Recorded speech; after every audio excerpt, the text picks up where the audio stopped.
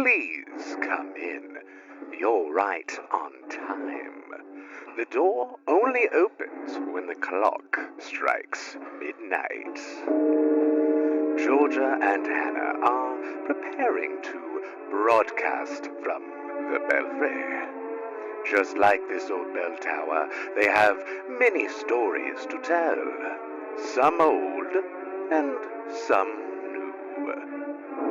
Follow me up these stairs, but mind your step.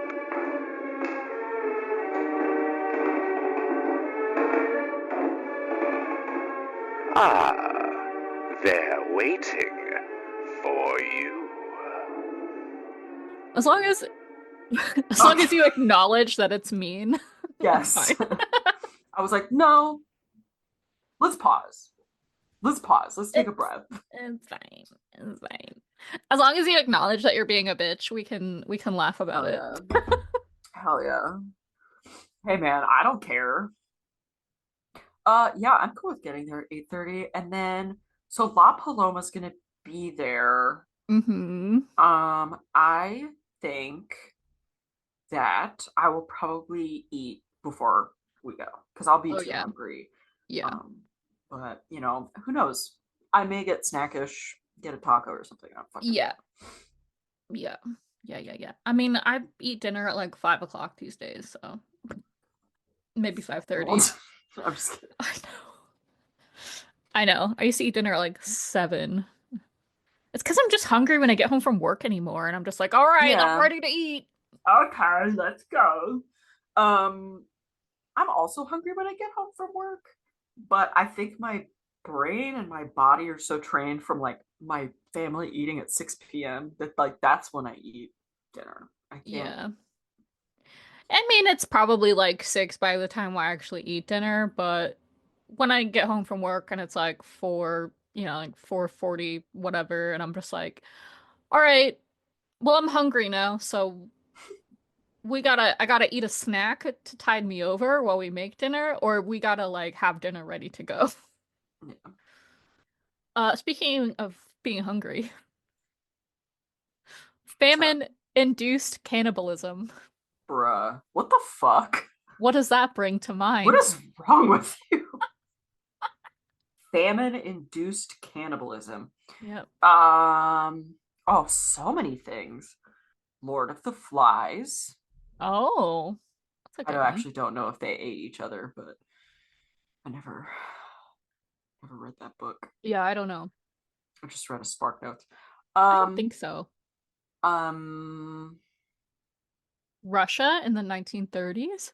yes, Russia in the 1930s. When I Stalin think decided to use of famine as a means of political terrorism. Not saying that that's going to happen here, but we'll find out. I think of the Revolutionary War, even though they didn't need people, they ate Ooh, horses. yeah. Um, There's a horror movie. this No, that was a Civil War. Never mind. oh, Abraham Lincoln Vampire Slayer. No, I mean, yes, but no, there was, what's Love that that? book. Well, I have to, it's one of those movies that I have to Google every time. There was Uh, also that group of explorers who what were they trapped in the Arctic and or something and they had to eat each other. it's called Ravenous. Oh, It's the never heard of Mexican Mexican American American War. slash Civil War Did you hear what I said? explorers who did what? Sorry. I think it was the Arctic who like got lost and they were like ate each other. Wait, speaking of the Arctic, okay, I was telling Seth about this the other day. Um, when I was watching Josh Gates Tonight, he Mhm. had Ranulph Fiennes on an episode. And I knew that Ranulph Fiennes had the tips of his fingers on one hand missing from frostbite. What Mhm. I didn't know is that he fucking amputated them himself because when he got back to civilization, um, they said that they couldn't amputate them right away. And he got so tired of the pain and not being able to use his fingers properly that he went into his workshop and cut them off himself. Wow. Couldn't be me. And then kept There's more? the pieces. Oh. Still, but one is missing because a mouse took it. That tracks. But he has 4 of the 5 tips of his fingers in a metal tin in his study. Good for him. He said, I had them with me for so long, it felt weird to throw them away. Yeah. And I was like, he's fucking right. I mean, I get it. My mom still has all my baby teeth. Same thing. Yeah. I wish I had my gallbladder. Don't know where I'd put it, but You just put it on a shelf and be like, this is my wet specimen. Look at it. yeah. But it'd be like the only one. So I think I'd like keep it in storage for a little while until I had any more wet specimens. You need like a little display. You could keep it in our oddity cabinet until you have enough stuff to build your own. Yeah, there you go. We got that little snake in there. So cute. I'm sure that I have enough stuff for a small oddity cabinet, but oh yeah. I like everything where it is. The Uruguayan rugby team who's playing Crash in the Andes. I had that one on my list. Yep. And you can say, yeah. But none of those really fit into our Americana theme very well. No. Ugh. Jesus Christ. Sorry. One of my personal Why favorite... did you moan afterwards? God damn it. I don't know.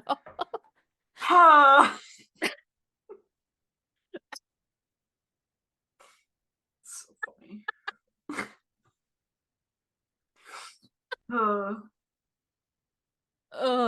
It's like when Shannon burps and he just goes when he burps, and it always scares me. Yeah. Or he makes or like baby bop. Oh my god. So silly. I can't deal with it. Oh, anyway. Okay, one of my personal favorite tales of famine-induced cannibalism is that of Jamestown, the starving time. Mm-hmm. And I feel like we easily could have woven that narrative into our Roanoke episode, but we didn't, and that's okay because it would have made a really long episode. And it's also probably a good topic for, like, I don't know, a bonus episode in the future. Because I love talking about cannibalism at Jamestown, and there's all the, like, actual archaeology that you can talk about as well to go along with it. Mm-hmm. But I imagine when most people think of cannibalism in American history, they go to the Donner Party. What? I totally didn't even think of that and tried not to say it. And totally didn't try to not say it when you asked for examples. Yeah. Did that make any sense? I'm sure. No. I mean, yes. Also known as the Donna Reed Party, not to be confused with the Donna Reed Show. What a crossover that would be. For real, dude. Holy shit. But before we talk about the Donners, I figured we'd start with the California Trail. Everyone knows the Oregon Trail. And it's just talking about dysentery. That with one of our student workers, because he went on like that trip like from Seattle to Los Angeles on like Route 1 or whatever it is. It's like along the coast.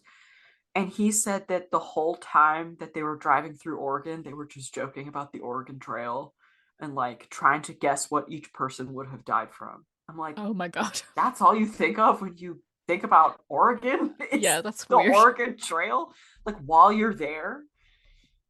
That's okay. Anyway, there's a lot of other things in Oregon. Yes, which I'll talk about in a second. Actually, what my Oregon thing is, but hell yeah. So everyone knows the Oregon Trail. Yeah. There is a point, Fort Hall in Idaho, which is now on reservation land, where the trail splits. So you would go northwest to Oregon or southwest to California, based on the trail names. I'm sure that's shocking information. Both trails were carved out by mountain men and fur traders between around 1811 and 1840. They were originally only passable on foot or horseback. In 1812, a fur trader named Robert Stewart was returning eastward from Fort Astoria, now Astoria, Oregon, home of the Goonies, Yeah, which is where I went on a birthday road trip one year. I was so hungover, I violently threw up in a gas station parking lot. Do you remember the gas station? No, I don't. I was not doing well, and my boyfriend at the time was being an asshole. But like the trip overall was great. I got to go to Cannon Beach and like see the rocks where the ship comes out at the end of the Goonies, and we went to the Oregon Film Museum and all kinds of fun stuff. But Robert Stewart was returning eastward from Fort Astoria to get a message to John Jacob Astor. And I'm only including this fun fact for you as a Titanic girly I knew because exactly what you were gonna say. this John Jacob Astor was the great-grandfather of the John Jacob Astor the Fourth, who, of course, died on the Titanic. And to tie all this into my Call of Cthulhu Thanksgiving character, Dr. Eddie, Astor's body was recovered on April 22nd by the crew of the Mackie Bennett, identified by his initials that were in his clothing. So anyway, Robert Stewart, his initials like embroidered. Yeah, he had like monogrammed shit. He's such a fucking sorority girl. Oh my god. Well, he was an Astor. Like, come on. Yeah. So Robert Stewart. By the way, yeah. When you said John Jacob, I thought Jingleheimer you were Schmidt. Yes, that's exactly what I thought you were going. I'm like, I'm not sure what's happening here because you were saying it like kind of slowly, like you were trying to make sure you got it right. Yeah. And no, I was like, trying to make sure that you knew it. where I was going with it. Okay. So Robert Stewart needed to get a message to the OG John Jacob Astor, and that led him to find that what is now called the South Pass was the easiest way to get through the Continental Divide. Oh, I put in parentheses, see pic of me at the Continental Divide because I was gonna. That's awesome. Oh, here it is. I look cold. Yeah, you look cold. When was this?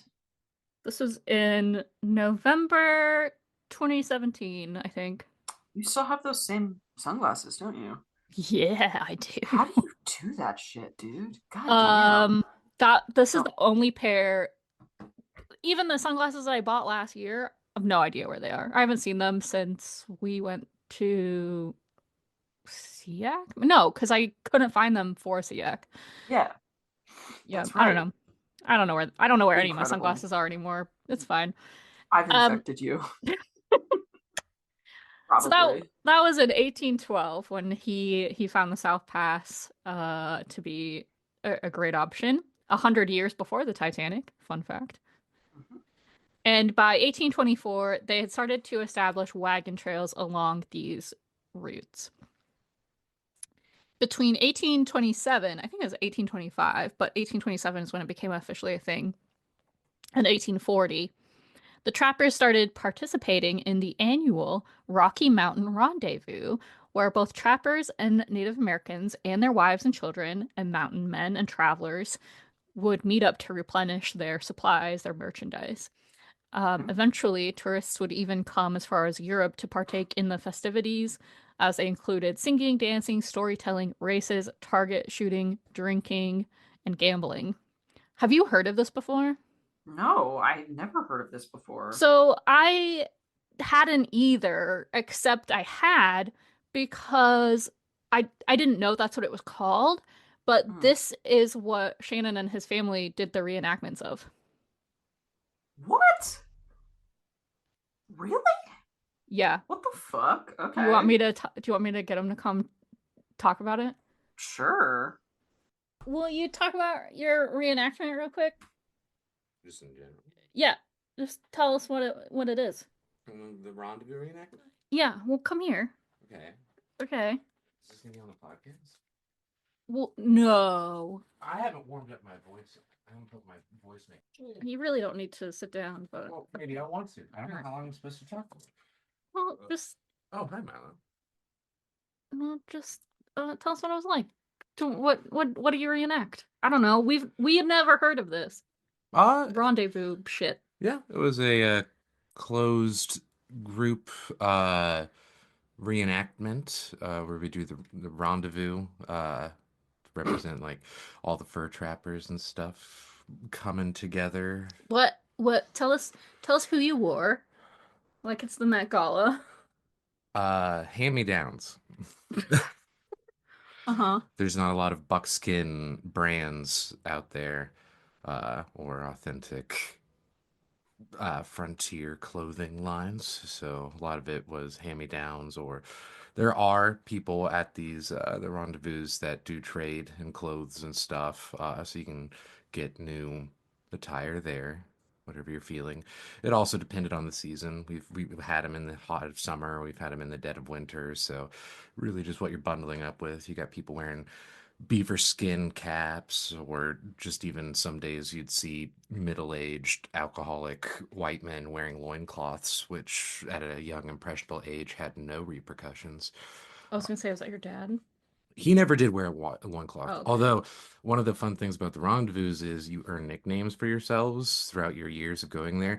And my dad's nickname was Butt Plate because What, please? butt plate because apparently he was very drunk one evening and they're at a campfire. It had been raining, but they're all sitting outside a campfire and everyone had stools and wooden chairs and such, and he didn't have one. And so he just picked up a dirty metal camp plate and put it over his butt like a shield and just sat down in the mud. Um, Wow. and so butt plate. And that was his rendezvous name. There were other fun ones. There was Walking Bear. He was a fun guy. There was Crazy Greg. Sonny. I mean, some of them have stories, some of them don't. Uh-huh. Yeah. El Diablo. He was a fun guy. What did you do? What did you say during this reenactment? What did I do? I mean, I I'm trying to remember the last one I really went to. I don't think I was more than 13, I think. Shannon broke his arm. I did. There was a guy there that was giving out mule rides. You could ride the mule. And so I went to go do that, and then I fell off the top of the mule and broke my arm. And the fun thing about when you're doing frontier reenactments is, uh, I mean, there are always first aid kits on by, but you're usually out in the middle of absolute nowhere to like really get literally that nowhere. seclusion. So it took like 2 hours for the ambulance to come to me, which I also don't know why someone just didn't like take me to the hospital, but whatever. But luckily there were a lot of I won't say a lot. There was like four of the reenactors that were paramedics. But I would participate like a lot of they had all ages like axe and knife throwing competitions. My lineage is pretty good. My grandfather was so good at tomahawk throwing that after like winning it 7 years running, they changed the rules to basically disqualify him nationally. Um, yeah. Uh, but there's archery contests, fire starting contests with like flint and steel, shelter building, stuff that they did for the younger folks like me. How much firewood you could carry. Kind of sounds like the Highland Games and less of like a reenactment kind of. I would say there is that element, just with a lot more. Less reenacting, more dressing up and doing dumb shit. Yeah, I mean, I mean, there was certain things that were kind of rules at these events, like anything that looked modern you couldn't have. Like even if you were to have like a Dr. Pepper can, you'd have to cover that shit up with like something. Oh They no, didn't want to Georgia, break what would the you illusion do? during it unless, I'd put it in a fucking canteen, obviously. yeah, I mean, a it leather sounds bag. really fun. It sounds Yeah. really fun. Some of the things sound not historically accurate, and some of the other things sound a little culturally inappropriate these days. Yeah, Or any days. I mean, Yeah, well, there was like, I mean, there is like muzzle loading, shooting competitions and stuff like black powder, but they would also like go, bring out cannons. get your shirt. Show Hannah your shirt. Isn't that from that? Is My there a blue themed shirt? Isn't shirt? that? Yeah, she's seen it. I've worn No, it. I thought the other one, the like thick, heavy, Oh yeah, well, isn't from that? that was technically it was made by Wasn't that what you wore for it though too? no, Oh, I got that well after, but it was made for me by a family friend who does it. Oh, I've Oh, seen okay. the blue. I know what shirt you're talking about. I've seen that one. Not the one he wore for his birthday party. Oh, Although that's why he has that shirt. yeah. This one is like a It's like a fur. It's really called heavy wool. wool. It's like a wool, Oh, nice. like It's got- beaded. Yeah, it is beaded, isn't it? Yeah. I guess you can't really see it, but Yeah. anyway. Nah, it's like weirdly blurry. Yeah. But I can tell. Imagine. Yeah. Is that all? You want me to talk more? Do you want me to talk less? You can go That's away. it's fine. good. Okay. That was Thank you for fun. this opportunity. Yeah, he like saw me reading about the rendezvous and he's like, that's what we did. And I was like, this thing is it? Are you serious? Okay. So anyway, that's this thing called the Rocky Mountain Rendezvous. That's it was a big party. They would meet up and replenish their furs and whatever.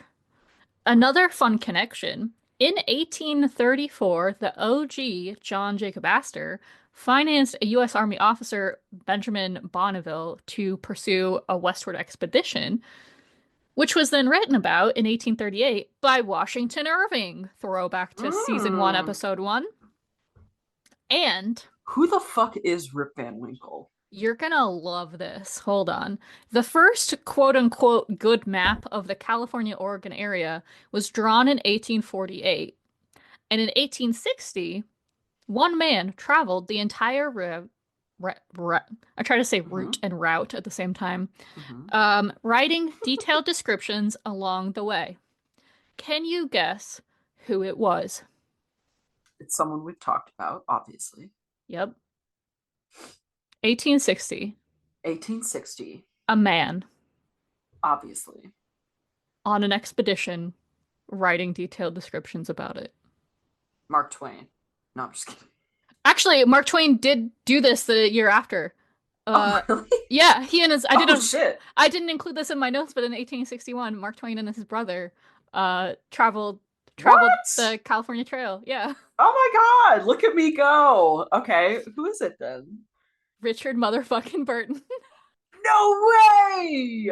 Are you Not- serious? I'm so serious. I so thought he cared so more about serious. not America. I can't believe it. I'm so serious. I'm guessing it was before he was a sir, though, right?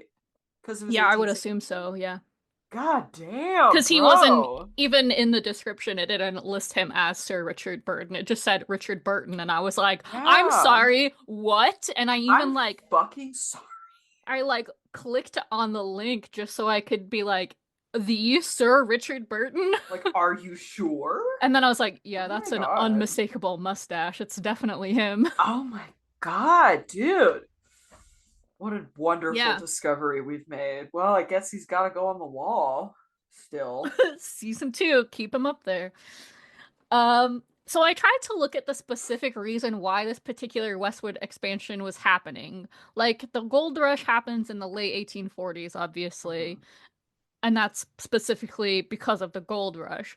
So these wagon parties were the precursor to that happening. But why did they go out there in the first place? And honestly, I couldn't really find a solid reason other than manifest destiny. Lol. Okay. Gross. Especially Trying to following find- the presidential election of 1844, because that was part of the Democratic campaign was manifest destiny. Yeah. The precursor to the Civil War. Who was before Lincoln? Was it Jackson? Or he was Well, this presidential election 1830s. was when Polk won. Polk. Yeah. Okay. And it seems like a whole episode worth of material to unpack in itself, but I think most of us have a general understanding of what manifest destiny is and how it's super imperialistic and not Or at great. least I hope most of us do. Yeah, if not, Google it. From context, you should have figured out that it's colonialism, and that's about it. that's definitely the theme of the season is Yeah. colonization, colonialism sucks. At least in these early episodes where we're still in the 1800s, yeah. There were a couple of mentions though, so some people believed that they'd be able to immerse themselves in a fully Catholic culture thanks to the Spanish colonialism of Mexico and uh, California being part of Mexico at the time, hence the upcoming Mexico-American War. And other people believed there would be fruitful economic opportunities, which I guess they were correct given the gold rush happening soon after. And honestly, I think some people just went out there because it was that lawless land, like Hmm. literally the Wild West. Um, okay, hold on a second. You might be saying if the first good maps came out in 1848, then why did the Donner Party have such a bad time? Well, let me tell you. That's because they made the journey in 1846. Okay. Uh, Um, so there were like a couple different starting points throughout the Midwest. Um, like Kansas City was one. Independence, Missouri was a big starting point to embark on the Oregon/California trail because it's the same trail up until you get all the way to Idaho. Um, and the Donner family, do you know where they are from? no. They're from Springfield, Oh, really? Springfield, Illinois. It's kind of baffles me how many people are from Oh, from Springfield. Illinois in general. I'm always surprised by people who are from Ohio specifically, Yeah. because So the Donner family left Springfield, Illinois for Independence, Missouri on April 16th, 1846. The family unit, it's pretty big. It consisted of 60-year-old George Donner and his 56-year-old brother Jacob. And then George's wife Tamsin, their three daughters, one of whom was named Georgia, fun fact. And then George's two daughters from his previous marriage. And then Jacob's wife Elizabeth, her two sons from a previous marriage, and then their five kids. So that's four adults and 12 kids between the ages of 14 and 1, which sounds gross. terrible. But that's 0 out of 10. their family unit for the purposes of this journey. And then they have 6 teamsters traveling with them, which in this context are the people who drive the pack animals. Mhm. I was like, Jimmy Hoffa? What? Oh, it's the different teamster. Okay. Okay. Uh I guess you could say that their family unit was an absolute unit because there's so many people. Okay, yeah, I'm done okay. now. Thank you. In 1846 alone, there were around 500 wagons heading west from Independence. And the final 9 of these wagons to depart on May 12th carried the Donners and also the Reed family, hence the Donner Reed party. Yeah. Um, Importantly, they left a week after everyone else. The Reed family was James Reed, who will be an important part of the story. His wife Margaret, their 4 kids, and Margaret's mom, Sarah Keyes, who actually died early on from tuberculosis, maybe before they even got to independence. That was kind of unclear. And that's one of the reasons why they were heading for California in the first place, for the fresh California air to do her TB some good, which ended up being pointless. Yeah. Also traveling with them were 3 teamsters, a handyman, and a cook. So, I mean, these people can afford to pay people to help them on this journey, so they are somewhat affluent, I guess. Uh, Somewhat. yeah. Other important characters in this story are Lansford Hastings, a guy who thought he knew a shortcut. He also wrote a book. Patrick Breen, not to be confused with Patrick Green of Uh, Sifs. okay. I, Okay. I, I said that because, okay, Puppet History does do an episode about the Donner Party. It's a great episode. It's the last episode of season 2. It's worth watching. Uh, and I rewatched that the other night to add to my notes. And when he said Patrick Breen, I was like, what? And I And then had it to hit you. You're I like, had to oh. rewind it and be like, oh, Breen with a B, not green with a G. Got it. Um, Louis Kiesberg, who was a German immigrant, shady individual. Mm. And Charles Stanton, he read Lansford Hastings' book. So those are like some of the main players. Now, June 16th, the Donners and Reeds had met up with about 50 other wagons on the trail, and together they traveled about 450 miles, and then they still had about 200 to go before they got to Fort Laramie, Wyoming, which was at the time a trading post. And these trading posts were like important stops along the route where people could replenish their um um provisions. Jesus. The only word I could think of was provenience, and I was like, this is not right. You probably could have said that out loud, and I would have been like, "You mean provisions?"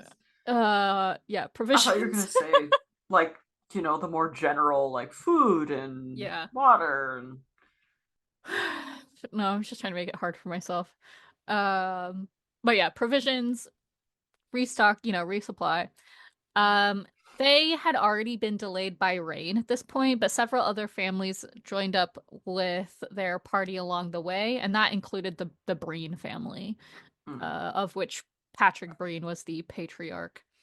Meanwhile, from Fort Bridger, Lansford Hastings sends out riders to deliver letters to people traveling along the trail saying, don't go to Fort Hall, come to Fort Bridger, and I will guide you through my new, better road to California, which is referred to as the Hastings Cutoff. So, another fun fact that takes us back to episode 4 is that much of this journey is the same one that the Mormons would take the following year to get to what is now Salt Lake City. Interesting. And the other trail that splits off from the Oregon Trail, so it's the Oregon Trail, the California Trail, and the Mormon Trail. Mm-hmm. And so They named it the Mormon Trail? Yep, Okay. because that's at that point you split off to go south to Salt Lake City. Mm-hmm. And only the Mormons were really going that way. Yeah. And the Yeah. Mormons there was a whole part about, we'll talk later about how they had to kind of forge their own path, and the Mormons tried to follow the path that the Donners made, and they were like, this is impossible. How did they do this? Yeah. So I thought that was another Shortcut. a lot of Lol. fun tie-ins here. So anyway, yeah, the group reached the Little Sandy River on July 20th, and the majority of the party decided to stick with the original plan and head to Fort Hall, and the smaller group would head to Fort Bridger and check out the shortcut. But who would lead them? James Reed seemed like an obvious choice. He had military experience, but people thought he was an asshole. That's that was not the words in the research, but that's my conclusion. That's like the vibes. Yeah. So they decided, good guy, George Donner, he's the man for the job, and that's why this group of people is what's referred to as the Donner Party. Hold on 1 second. Can you imagine doing something like significant in life that it makes it into a history book, and you are described as being capable and having the right like background and experience, but you're a dick? And that was like the the over under on whether or not you were chosen to like do something. You know what I mean? Can you fucking imagine? That's your legacy, is you were a huge asshole despite how capable you were. Well, just wait. Oh god, okay. I think it's fair. There was a journalist. He wasn't part of the party, but I think he was kind of at one of these trading posts, so he kind of knew what the plan was for the Donner Party. And he went to scope out the shortcut for himself. And he came back and he said, I think it's going to be too difficult to travel with wagons. So he goes back to Fort Bridger. The Donner Party hadn't made it there yet, but he left letters for them, warning them not to take the Hastings Cutoff. By the time the Donner Party had arrived on July 27th, Hastings had already left Fort Bridger with 40 wagons from the Harlan Young party. Now, Jim Bridger, who, the Fort Bridger is named for, he told the Donner Party that the shortcut was a smooth trip, there were no hostile natives, finding water will be easy, and it will save you 350 miles. And the thing about Hastings is that he was the second documented person to have crossed the southern part of the Great Salt Lake Desert, but both he and the first person had done it by pack train, not by wagon. So while he says he can do it, he's not accounting for the fact that they have wagons with them, and that makes a difference. Transportation is entirely Yeah. different. Big wheel thing versus thing that was literally bred to pass difficult terrain. Nonetheless, at probably Reed's whiny insistence, they followed the Harlan Young party on July 31st, 11 days behind them at this point. Both James Reed and the journalist who left the warning letters would come to the belief that Jim Bridger actually withheld the letters to ensure more travelers would opt for this route, thereby bringing him business. Yay, capitalism. And still other people gave Reed verbal warnings, but he dismissed them. Hastings left letters pinned to the trees for the Donner Reed party. As he went forward with the Harlan Young party, he just left these letters stuck to trees as directions. He's like map questing it, in circa 2004. Until August 6th, when they found one of these letters saying, "Stop here until I can show you an alternate route to the one I showed the Harlan Young party." He's already regretting his decision, I think. He's probably like, what the fuck have I got this? This is where Charles Stanton comes in. He takes James Reed and another guy, William Pike. They ride ahead to go get Hastings from the other party. They said the canyon was really difficult even for them to traverse, never mind the wagons, and Hastings, who said he would come back to guide the party through this difficult part, ended up only actually riding part of the way back and then generally indicating the path to the other three men, and then returned to the Harlan Young party. So Stanton and Pike they're like, we gotta rest. But James Reed is like, I'm just gonna keep going. And he returns to the wagon train. And all of this has obviously put a big damper on the spirits of the party, but they have to make a decision at this point. They can turn back and rejoin the trail that everyone knows. They can follow the tracks left by the Harlan Young party through Weber Canyon, or they can forge their own trail in this new direction that Hastings suggested. Which would you choose? I would go on the trail that everyone knows. Yeah, that's what I would do. Yeah. Jesus. Work smarter, not harder. Oh, God. What a bunch of a-holes. Yeah.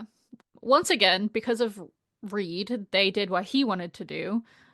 I also assume this is why it's the Donner Reed party, because he made a lot of the terrible choices that got them in trouble. Spoiler alert. Lol. And spoiler. Yeah, and what he wanted to do was to forge a new trail, which required all of the able-bodied men to clear bush, cut down trees, and move boulders. So this meant that the average 15 miles of progress a day slowed to 1.5 miles a day. Oh my God, okay. And this is how they crossed the Wasatch Mountains. It took them 16 days to get 36 miles. Oof. As they were doing this, they were met by the very last family to come up on the trail, the Graves family, and they confirmed no one else is set off. We are the last party out on this trail. There is no one behind us that can help if something happens. Yeah. Also, spoiler alert.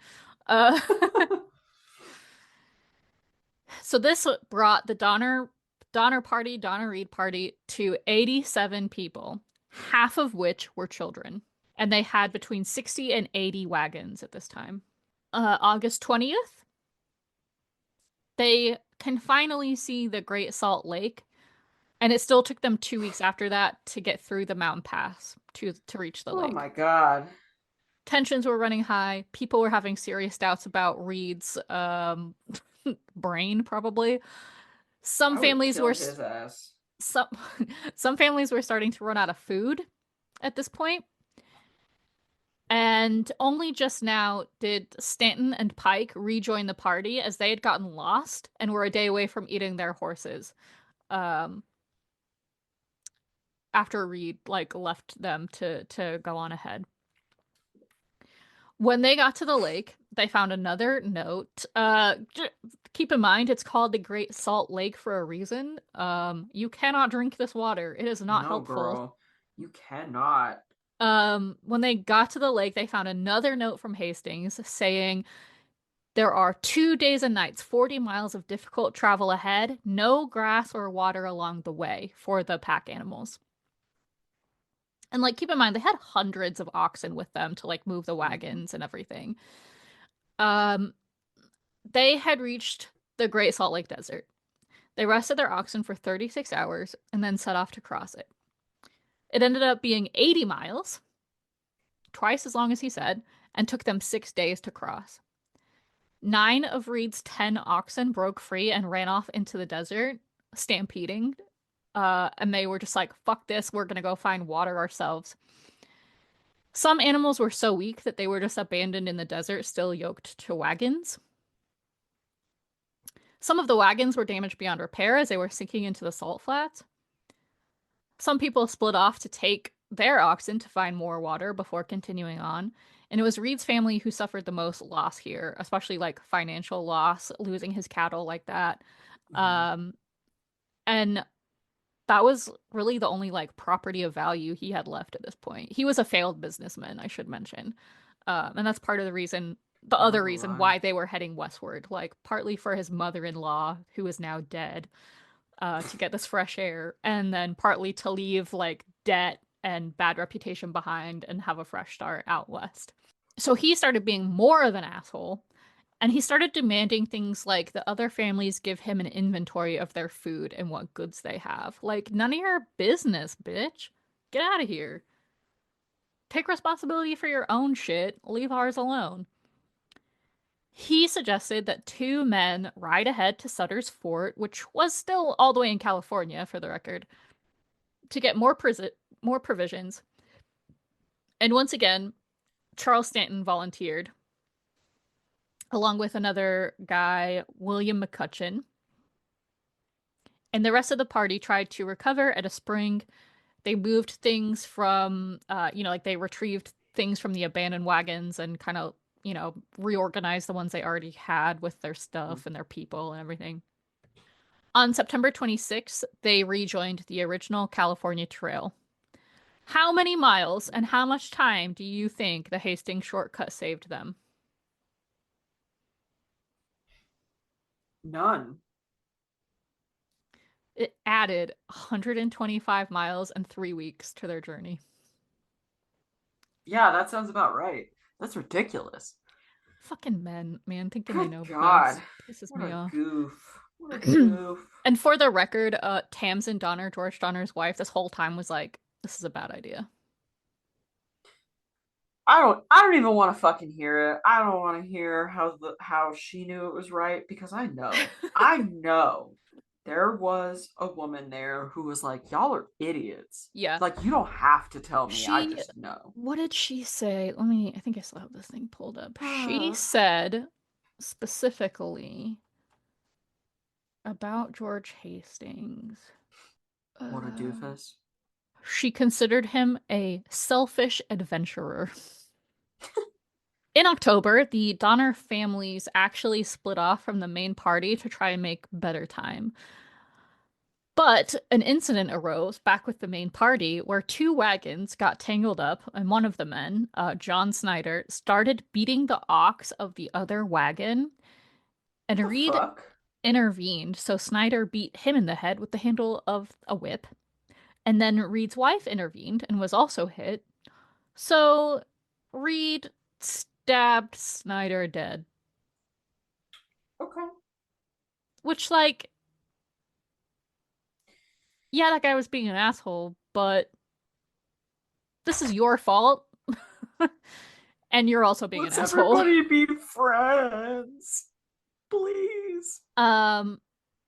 American law did not apply in the West. You know, that's the reputation of the Wild West.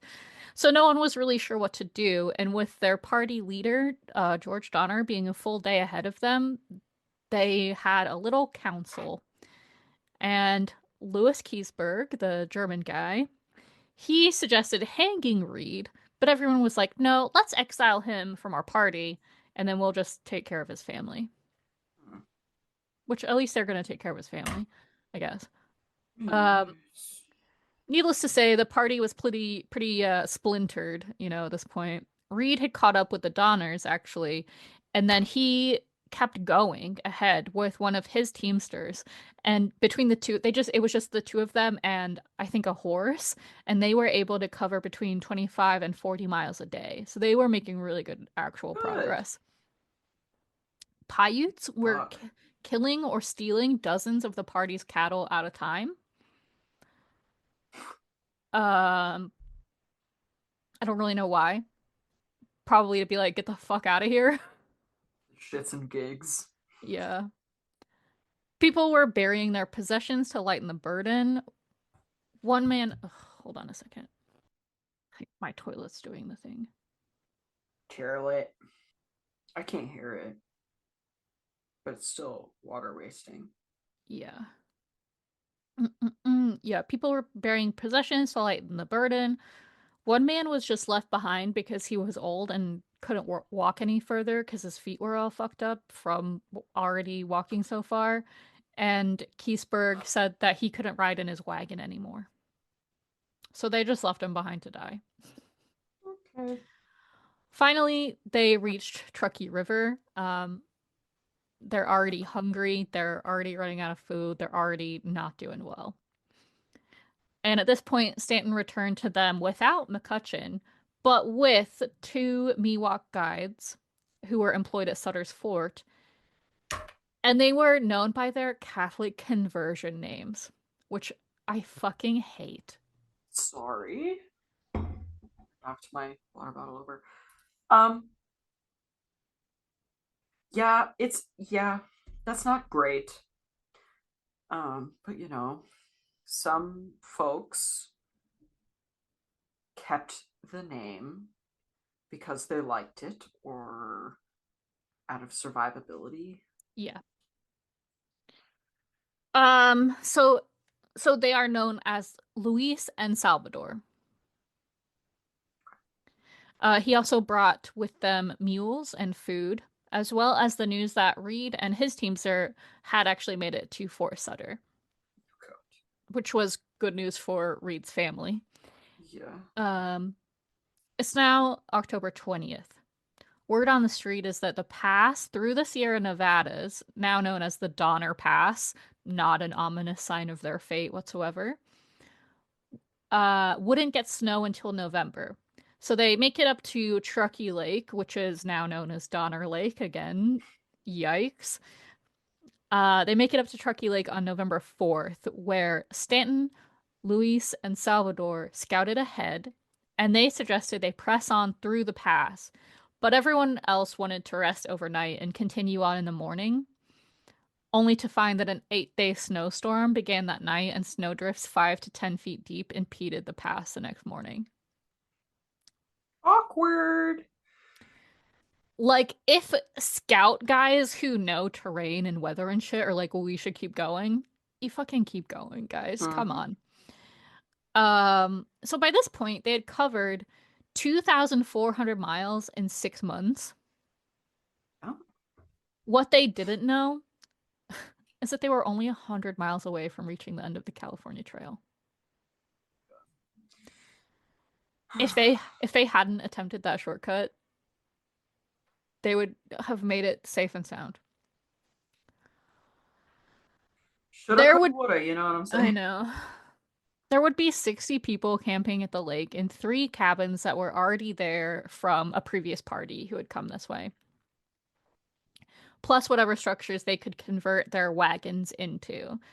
Of those 60, 19 were men, and by men I mean they were over 18, which Mhm. isn't saying much for a lot of these kids. Sure. And 29 of them were children, 6 of those being infants or toddlers.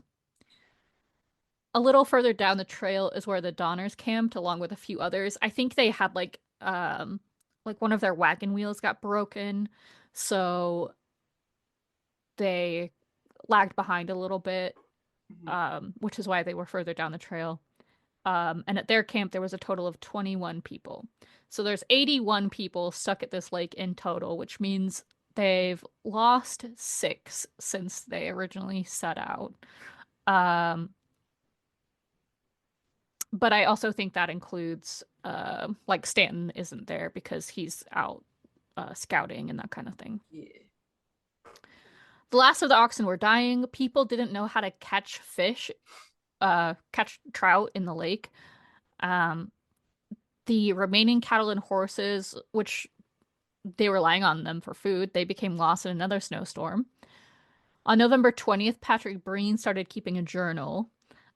He talked a lot about like how much snow was falling and made like really the puppet history episode is really funny because they quote the journal a lot and it's all very like this was the weather today. We started eating this guy. The Oh end. my god. Like so matter of fact. Um, but people were boiling oxhide into like gross, gluey soup. They were boiling the ox and horse bones repeatedly, like multiple times to the point where they were becoming brittle and cracking. Which I think there's also similar evidence at Jamestown as well. And they were catching mice and eating them. That sounds about right. On December 16th, Franklin Graves this is the last family that met up with them. He's the patriarch of that family. Franklin Graves. He fashions some makeshift snowshoes out of oxbows and hide. And 17 men, women, and children set off on foot in these snowshoes in an attempt to cross the paths and get help. And this is the party that's now known as the Forlorn Hope Party. It included Charles Stanton and the 2 Miwok guides, Luis and Salvador, and also William Foster, we haven't talked about yet, but I guess he's also kind of relevant. On December 21st, Charles Stanton was lagging behind, and he told the others to continue on and that he'd follow shortly. He was suffering from snow blindness, which is when your corneas are sunburned. Yeah. And he was also starving at this point. And he sat on a log to smoke his pipe, and that's eventually where he'd be found dead by a rescue party later. He was 30 years old. That One guy, sucks. yeah. Yeah, he did all he could to help people, and they just didn't listen. One guy, Patrick Dolan, presumably suffering from hypothermia on the Forlorn Hope Party, stripped off all his clothes and ran off into the woods. He did return to the party shortly after, and pretty soon died. So, along with he and Franklin Graves, there were 2 other deaths. Franklin Graves, he started to feel it on December 24th. He told his 2 daughters that they should eat him. There were 2 other deaths. So there's four deaths of the Forlorn Hope Party. All their organs were stripped and dried, and they were apparently stored in a way so that no one had to eat their own relative. One of the guys, William Eddy, I think his name's William. Everyone's named William. I know. He and then the 2 Miwok, Luis and Salvador, they all refused to partake in the consumption of human flesh, though Eddie would eventually give in. And soon after, some of the others started discussing murdering Luis and Salvador to eat them, but Eddie warned them and they left.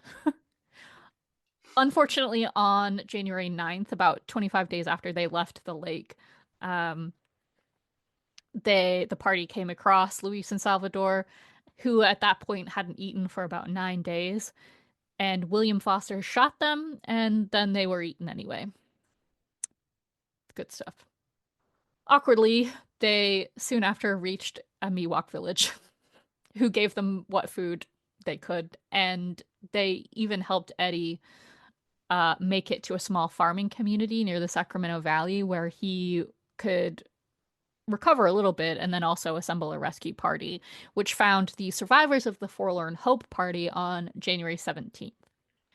Meanwhile, James Reed did some recovering at Sutter's Fort. He made it there at the end of October, I think.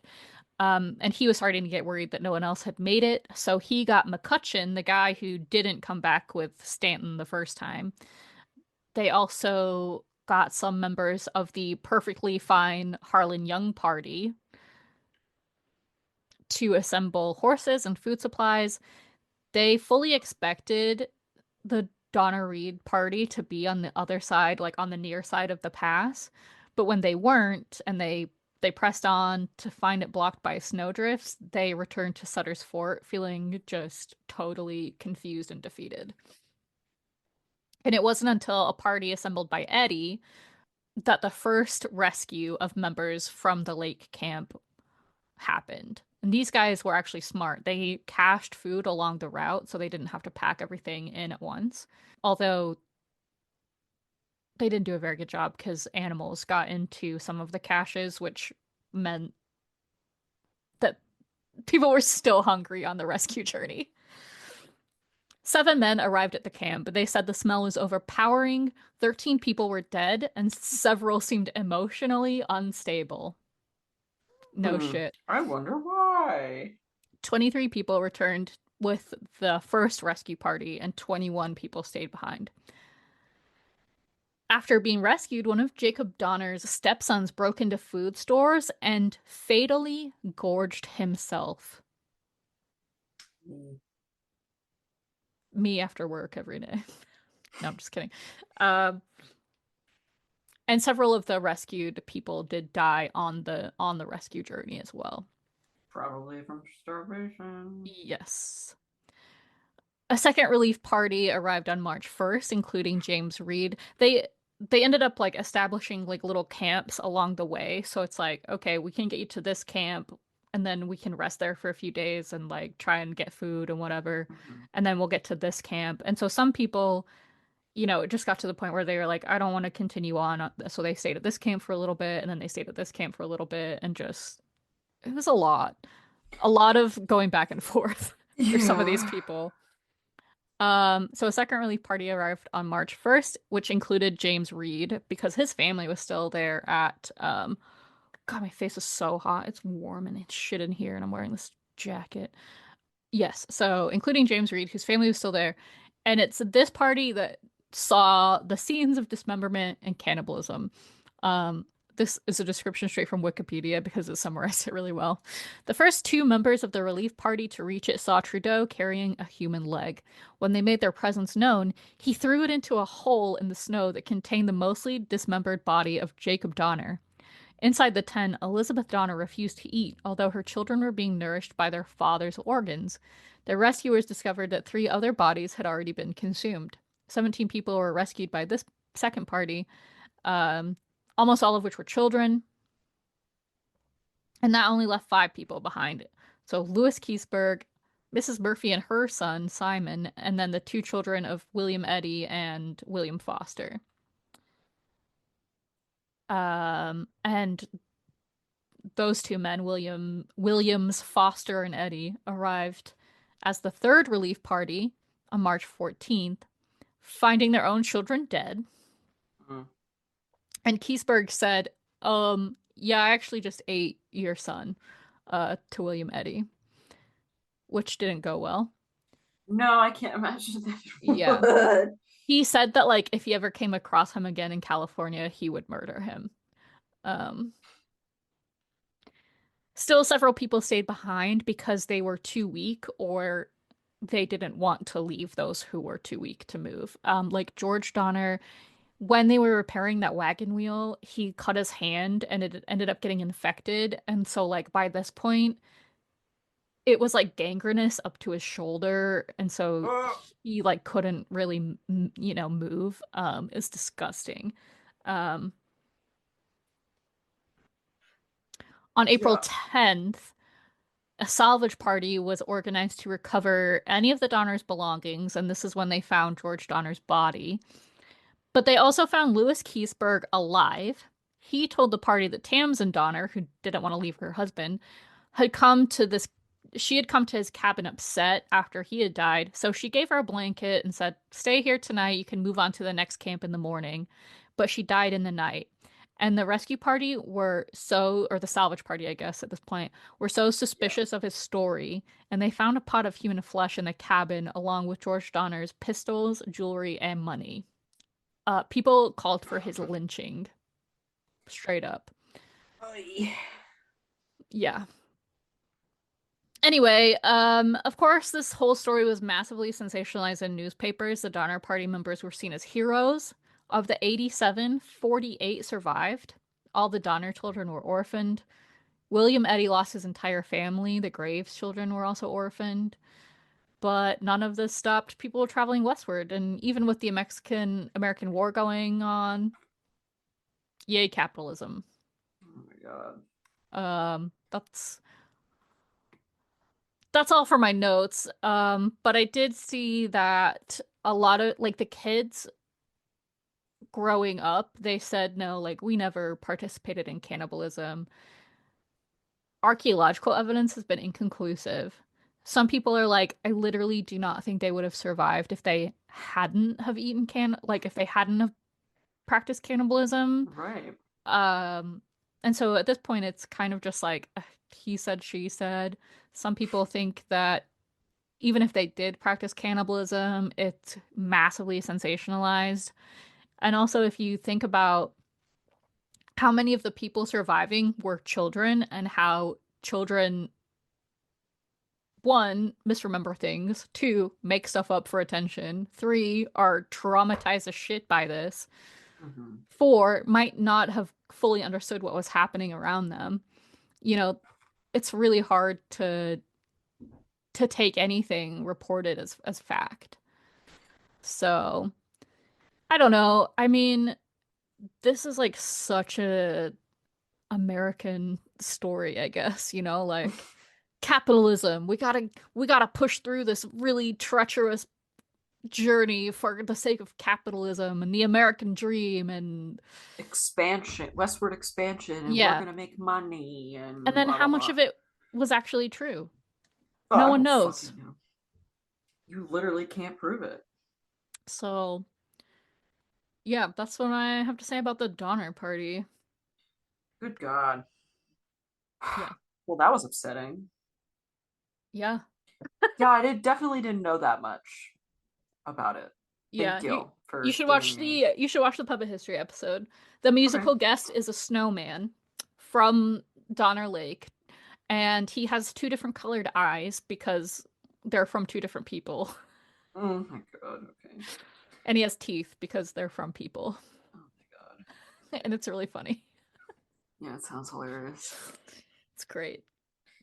But yeah, 10 out of Wow. 10 recommend go watch all of Puppet History. They're actually just started a new season. And the newest episode, the second episode, came out yesterday, and Brennan Lee Mulligan is actually the guest. Oh God. Okay. So What do they talk about? something called we haven't watched it yet, because we didn't get home till late last night, but something called the Straw Hat. Let me look real quick. Oh, meow! Hi. Come here. The Straw Hat Riots, Cool. which I have no idea what that is. Me neither. Oops, it texted me. Straw Hat Riots.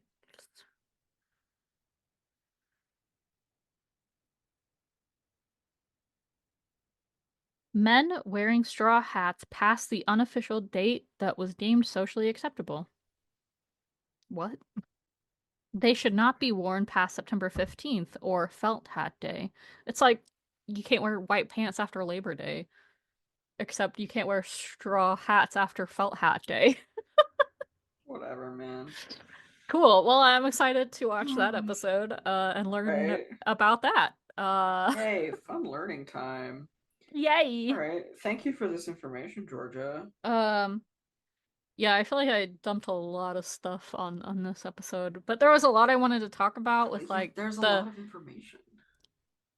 unlike the establishment of these trails is like a very